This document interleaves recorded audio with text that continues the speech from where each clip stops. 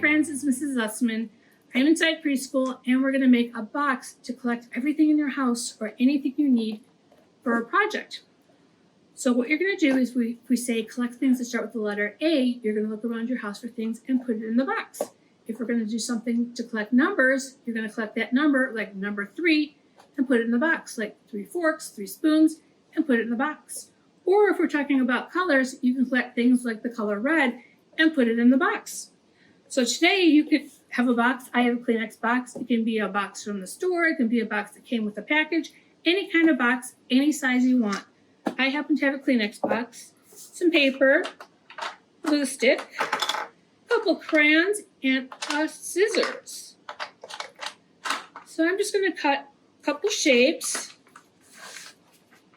Let's see, I'm going to cut, my glue stick is rolling away. Isn't that funny? I'm just going to cut a square and a rectangle.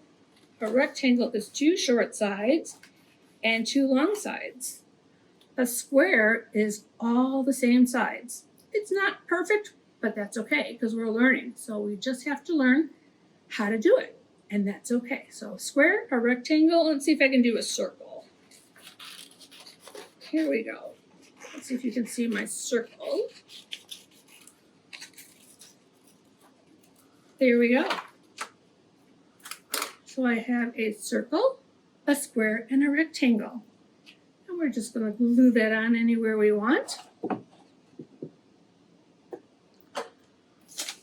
Circle, square, and rectangle. And you can use your crayons and draw anything you want. Again, I'm just doing some shapes. You can even draw on your paper. Have fun with it. You can draw squiggles. You can draw lines. You can draw a tic-tac-toe board. Anything that you want, do all the sides. You can do the top, but be sure you keep your opening open. Have fun. See you later. Bye, friends.